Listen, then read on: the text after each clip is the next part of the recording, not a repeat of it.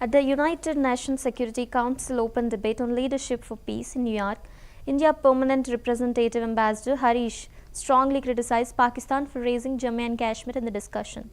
He described the reference as an unwarranted attempt to malign India, accusing Pakistan of pursuing a divisive agenda across UN platforms.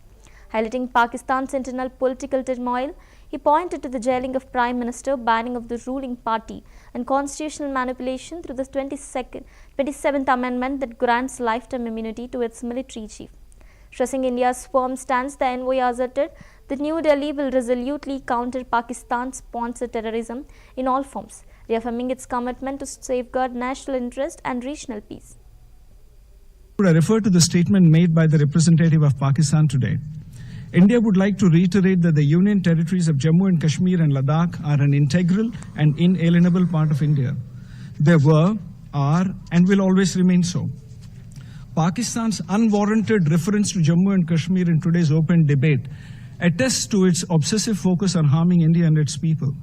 A serving non-permanent Security Council member that chooses to further this obsession in all meetings and platforms of the UN in pursuit of its divisive agenda cannot be expected to fulfill its designated responsibilities and obligations.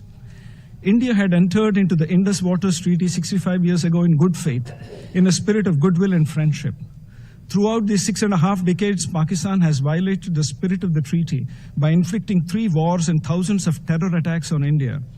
In the last 4 decades, tens of thousands of Indian lives have been lost in Pakistan-sponsored terror attacks, the most recent of which was a Pahalgam terror attack in April 2025, which involved religion-based targeted killings of 26 innocent civilians by Pakistan-sponsored terrorists. It is in this backdrop that India has finally announced that the treaty will be held in abeyance until Pakistan, which is a global epicenter of terror, credibly and irrevocably ends its support for cross-border and all other forms of terrorism. Pakistan, of course, has a unique way of respecting the will of its people by jailing a prime minister, by banning the ruling political party, and by letting its armed forces engineer a constitutional coup through the 27th Amendment and giving lifetime immunity to its Chief of Defense Forces. Let me be clear. India will counter Pakistan-sponsored terrorism in all its forms and manifestations with all its might.